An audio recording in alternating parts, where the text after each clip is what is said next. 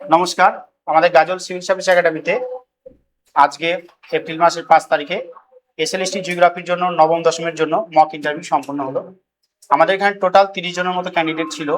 বিভিন্ন জেলা থেকে আমাদের এখানে এসে মক ইন্টারভিউ দিয়েছে অনেকেই। তো তার মধ্যে একটা ক্যান্ডিডেট হচ্ছে নাম দীপিকা ঘোষ, আলিপুরদুয়ার থেকে এসছে। আমরা তার কাছ থেকে জেনে নিব এই মক ইন্টারভিউ দেওয়া এটা কি কাজে লাগবে ইন্টারভিউর ক্ষেত্রে, মানে কোনো কি পজিটিভ ফিডব্যাক পাবো। ঠিক আছে। ক্যামেরা মক ইন্টারভিউ এমন একটা মানে ব্যবস্থা যে ইন্টারভিউ ফেস করার আগে যে সমস্ত নেগেটিভিটি গুলো থাকে আমাদের মধ্যে সেগুলো সহজে বোঝা যায় এবং নিজেকে ইমপ্রুভ কিভাবে করব সেটা একমাত্র প্র্যাকটিক্যালি মক ইন্টারভিউ দিয়েই বোঝা যায়। আমি যতই বাড়িতে প্র্যাকটিস করি বা অনলাইনে যেখানে দেই না কেন, যতক্ষণ না প্র্যাকটিক্যালি আমি ফেস করব ততক্ষণ কিন্তু আমার নিজের মধ্যে কি কি ভুল হচ্ছে, কি ভুল ভ্রান্তি, কোথায় আমাকে ইমপ্রুভ করতে হবে সেটা আমি বুঝতে পারবো না।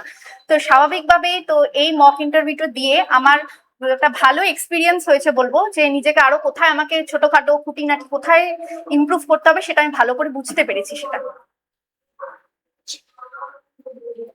আচ্ছা, গাজল সিভিল সার্ভিস একাডেমিতে মক ইন্টারভিউ দিয়ে স্যাটিসফাই?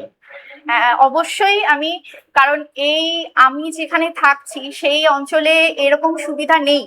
তো আমি এই একাডেমির থ্রুতে আমি এত সুন্দর একটা অভিজ্ঞতা লাভ করেছি যেটা আমার জন্য অবশ্যই পজিটিভ সেটাকে আমাকে মানে পজিটিভ ভাবেই কাজ করবে আমার মধ্যে। তো আমি এই গাজল সিভিল সার্ভিস একাডেমি সত্যি আমি খুব ধন্যবাদ জানাবো, এবং যাতে পরবর্তীতে আমি আমার যে লক্ষ্য আছে সেটাকে আমি যাতে পূরণ করতে পারি।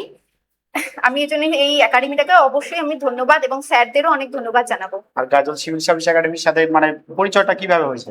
আগে কি কোর্স নেওয়া ছিল না শুধুমাত্র ইন্টারভিউ কোর্সটাই? না, আমি ইউটিউবে অনেক স্টাডি, বর্তমানে যেটা রয়েছে সবাই ইন্টারনেট দেখে অনেকে পড়াশোনা করে, তো আমি সেভাবেই দেখতে দেখতে এই একাডেমি যে ক্লাসগুলো আমি দেখেছি এবং তারপরে আমি সেখান থেকে জানতে পেরেছি যে এখানে মক ইন্টারভিউর একটা মানে ব্যবস্থা করা হয়েছে। সেই থ্রুতে আমি স্যারের সাথে যোগাযোগ করেছি এবং এই মক ইন্টারভিউটা দিয়েছি।